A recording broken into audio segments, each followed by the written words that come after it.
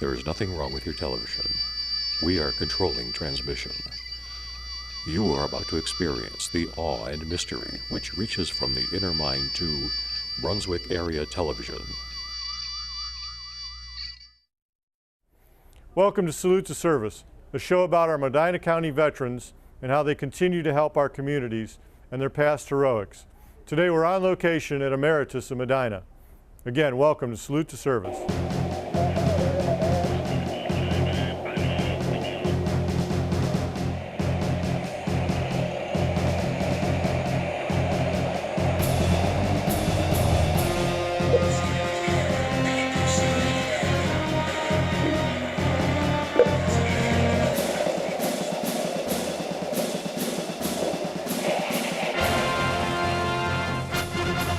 Welcome back to Salute to Service, on location at Emeritus in Medina. Today I have with me from America's Greatest Generation, a World War II Army veteran, Mr. Jack Bropes, is it? Mm-hmm. How you doing, Jack? Good to have you on the show. How are you? I'm fine. So you're an Army guy. What year did you join the Army? About? 1940s. Early 40s, war was going on, World War II? Yes. Okay. So where did you were enlisted or drafted or? Well, I enlisted. You enlisted, okay. And where did you go for basic training at? AP Hill, Virginia. Virginia. And then you went off to Fort Sill, right? We went to Fort Sill, then we went to Virginia, AP Hill, Virginia, and left there and went to you went overseas, I assume, at that point. Yes. So was basic training pretty tough down at Fort Sill, Oklahoma? Yes. Pretty hot down there? Yes, very hot. Very hot. And then you probably went to AP Hill for some more training a little bit before you shipped out. Yeah. So you shipped out. Did you take a ship over to Yes. Europe at that point? Yeah, there wasn't any planes flying from here to there at that point, I assume. There was submarines, German submarines. What kind of ship did you go over on? Battleship. Okay, it was a Navy ship, though, right? Yes. But I know a lot of guys were going over on like the Queen Mary and stuff like that. That were going over there for battle. Yes. So, do you remember which country you went to first? Well, we landed in Africa. Then we went to Sicily, Italy, and then France. So you're fighting Rommel in Africa, the Africa Corps down there, and you beat them back. And when you went into Sicily, were you part of the invasion of Sicily? Yes, yes. And so did you go in on a ship with like those? I don't know anything about boats or anything, but the things that the landing they gear? dropped. Yeah, is that what you went in on? You land. Is that what you went in on? Yes. Well, that had to be pure hell, I would imagine, right? Yes, and we went up to join Patton, General Patton, and then we went straight up. Okay. And then we went across. And that was in Italy. Yeah. Okay. So then they pulled you out of Italy and you went up to get ready for, what was it, Operation Overlord, right? No. For D-Day? No, we went to southern France, the Fréjus. Oh, okay. All right. Saint-Raphael, Fréjus. And then we went up, met General Powell. And that was after D-Day then, right? Yes. Okay. Well, it was after D-Day. D-Day was northern. And you were southern. We were southern. Being an infantry guy, I take it you walked everywhere. Yes. How many miles a day? A lot. Plenty. Right? In firefights all along the way, I assume? Yes. So, you get fought through France. Anything specific going in there? Did you go all the way to Germany, or were you part of that force that went all the way into Germany? Yes. Any memories of anything from there? Well, my wife. You got your wife? So you brought home a French girl? So how did you two meet? Well, we met and we married in France, and I was a sergeant major, so I was able to get food, and I fed the wedding party. Okay, so you got married while the war was going on? Yes. Wow. A little bit towards the end, maybe? Toward the end. Toward the end, okay. Yeah. Okay. So how long have you been married now? 68 years. Wow, 68 years. That's tough being married to a soldier that long. So when the war ended over there, what did you do? I mean, how did you feel when it came to an end? I mean, obviously, you didn't stay in France with your wife. With the war kept going on. Did you leave her in France and keep fighting through Germany, or? Yeah, we fought through Germany and Austria, and then we united and came to America.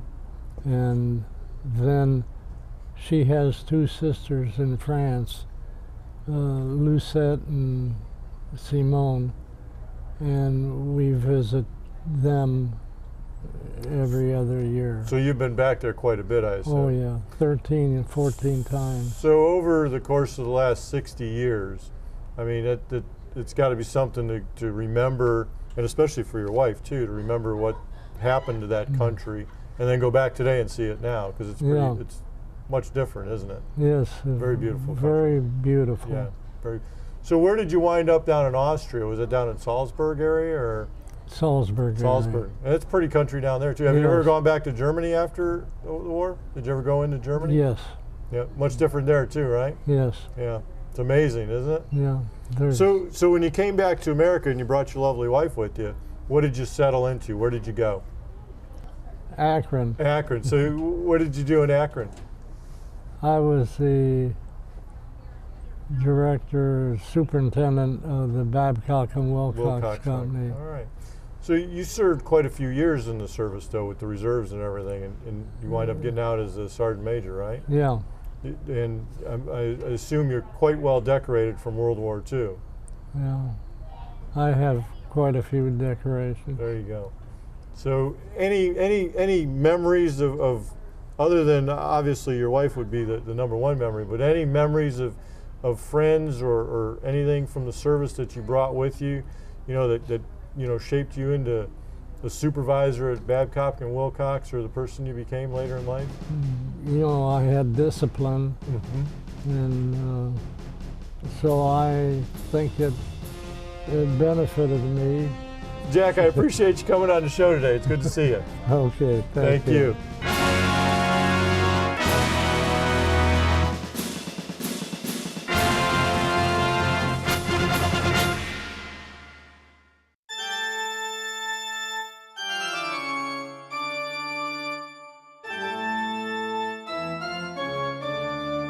View this and other great BAT programs by visiting bat.pegcentral.com. Brunswick Area Television's on-demand service, streaming on the internet 24 hours a day, 7 days a week.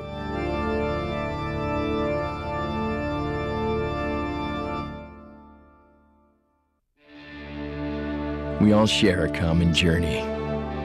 We wanted to serve our country, stand for something bigger than ourselves, and protect the things we love. Although we were ready to face any mission, help those in need, and make a difference, for some of us, coming home was more of a challenge than we expected.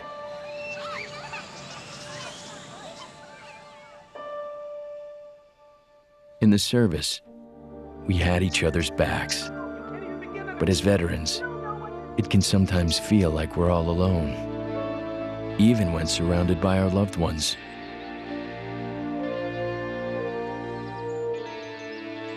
At the Veterans Crisis Line, we understand what you're going through. and we can help. It's your call.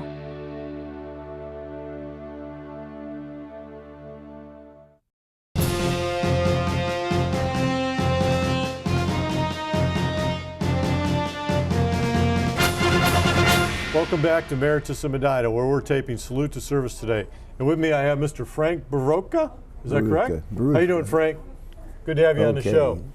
So, Frank, you are a U.S. World War II Army Air Corps veteran, correct? Mm-hmm. And when did you join the service? May 20th, around thereabouts. About 1940, 41, 42? 42. And how many years were you in the service? Well, I was in until March 1946. 46. So what did you do in the service during that time period in the Army Air Corps? Well, I was going into pilot training. That's what I wanted primarily. And how did that, I mean, what is pilot training like? What kind of planes were you in, or? Well, I was flying I sold in the PT-17. Mm-hmm. And I took the plane out there after to practice landing fields, different fields we had around the main airport there. And until one time, I went up, I was being checked out by a certain instructor of mine. And he had been absent for a while. He came back from, well, he was allowed to come back to flying status. He wanted to see how I did. I went out to show him what I did. I soloed in the meantime while he was gone. And that was on a Saturday morning, and we went out around 7:30 in the morning and went out to the various fields for landings and takeoffs and aerobatics and all that. Everything was okay. And finally, we went to one particular field, and he said, I shot landings there, and he said, okay, drop me off at the tee down below, which I did. He said, shoot a couple landings, touch and go, and complete landings and so on. I said, okay. So we did that, and he said, when you come back to the tee here, when you're through, which I did. And he said, well, take off one more time and shoot one more landing. So I was kind of cold by that time, and I took off. I flew a shorter course there, but came in, and I touched it and bounced up, and I couldn't recover. Boom. So that washed me out. And then I applied for gunnery. I still wanted to fly, so I applied for radio operator gunners. Mm-hmm. And I was in there when I was, me and several thousand other fellows were taken from schools and sent overseas. They needed help out in the infantry there. And I never knew if I was going to stay in the Air Corps or not until I got overseas. And what happened when you got overseas? Well, when I got there, it was reclassified, and they kept me in the Air Corps. They kept you in the Air Corps. What did you do overseas? Where at overseas did you go? Beg pardon? Where at overseas? Well, at England. You went to England, okay. Yeah. And at the base air depot number 1. And there we worked on all the aircraft that we were using, B-25s, B-17s. The ones that were doing the bombing runs in Germany. Oh, everything. Yeah. Everything imaginable. And we kept them flying and so on. One amazing thing, though, that I've never forgotten about, as we got B-17s in from the States, they come over the northern route and so on. And those were like replacement planes or something? New ones? They're brand new. Brand new, okay. And we kind of get them new, and we in turn would inspect them and everything and authorize them and then test them, and then send them out to operational units. Okay. And we got a flight of 3 P-51s coming in one afternoon. That was a beautiful sight to see them coming in. They always show off a little bit there and land very rapidly. Right. And That night, when I went to work in the hangar, I was assigned one of these 3 P-51s to check out, which I did.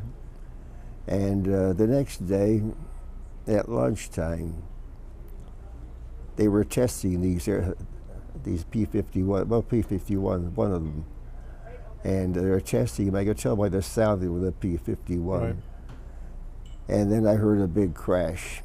And what happened, going through a barrel roll, the wing collapsed and came over the cockpit and trapped the pilot. And of course, that was a pilot and plane shot. Well, of the 3 that came in, they didn't ground that was the first one that had the accident, and that was the one that I had worked on. And I was worried, what the heck did I do, you know? Right. Anyhow, we had the commander of the field, the lieutenant in charge of the hangar there. That night we checked everything. We could find nothing wrong, actually. So each day thereafter, we lost a plane and a pilot. We lost all 3 of them in that period of time. The same way? Then they grounded us the same way. The wings flopped over and so on. So they were grounded. And we found out then later that we went from 2 machine guns in the wing to 3 machine guns in each wing. They enlarged the cavity to make room for the guns, but then they missed something in the redesign of it there, and that was where the failure was. That was making the wing collapse. Making the Wow. Centrifugal stresses on that wing just flopped it over the canopy, and we lost 3 pilots and 3 planes. But that's something I never have forgotten. Well, I can imagine. Yeah. So how long were you in England for? In England? In England. During the war? Well, I was in there long enough to become a little bit fidgety. And when they wanted volunteers to go into the infantry, well, I was edgy. I volunteered. They wouldn't accept me. They said, "I need you here. They need me here at the airport." And finally, in 1945, in January, the Air Corps wanted to form 4, how do they refer to it? 4 aerodrome squadrons. Okay. Something new. And there was, of the 4, 1 would go via the states of the Pacific, and the other 3 would go directly to the Pacific, about Pacific operations. And well, I thought here's a good chance to maybe get home for a change for a little bit before I went to the South Pacific. Sure. But it didn't work out that way. You didn't get home, did you? So I went through basic training up there and so on. I volunteered for one of these outfits and went through basic and everything. And I was in Southampton waiting for the ship to come in. Had all my shots and everything ready to go to the South Pacific. And that's on August 8th when we learned that they had given in. And that was the end of it. And so from there I went to a replacement center in France, in Tent City place there. And that's reclassified and assigned to a bomber group which was in Belgium. So I went to Belgium in that case and worked on B-17s there and so on. Then we flew down to outside of Munich, Magdeburg, I think that was it. And I was crewing 5 B-17s, but I was getting greenhorns in from the state. These little the war was over, they wanted to go out and have fun and so on. They had a terrific job. But anyhow, I had to keep 5 of them flying all the time. And March, I guess about around March 1st, I had enough points to qualify to go home. To get out. And during my service, that changed my life entirely, I think. I met the person that I wanted to live with for the rest of my life. Met your wife? Yeah, and we married in 1943 at Scott Field. Wow. And so anyhow, at that time, I got the points. I wanted to get home and get busy and raise a family and so on. So what did you do after the service? Well, I went back into the public utility business. And I ended up, shortly after I got busy there, into the engineering department and manufacturing combination and so on. So how did your service in the military and the Army Air Corps affect you when you came home and you were a civilian? I mean, how did it shape you as a person? Well, I was just a natural step, nothing special. No? But I didn't get my job back that I had originally. The company, one of the nephews of the president of the company, had taken over while in my absence. I had a heck of a time ousting him. Yeah. But at that time we had the CIO and they fought for me, and I managed to stay in the management area in that respect. Good. Any lifelong memories of the military other than that one plane crash, or any good memories, or I mean, it's something that stands out? In my mind, yes, there was one thing. See, when I got into the service, before I met my wife, I was single and a little antsy, so to speak. And I figured if I get my wings, and if I live for 10 years afterwards flying for the U.S. Army Air Corps, I'd be very happy. Well, I never achieved that point, unfortunately. Well, Frank, I want to thank you for coming on the show today. I want to thank you for your service. Nice to talk to you, okay? Thank you very much. Thank you, sir.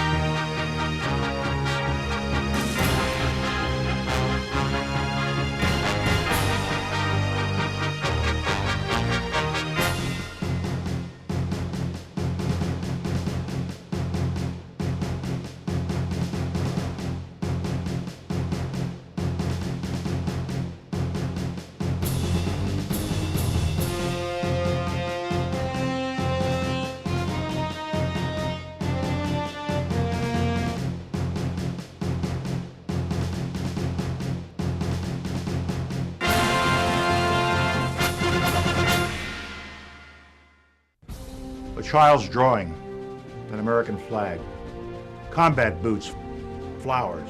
Thousands of mementos like these are left at the Vietnam Memorial Wall every year.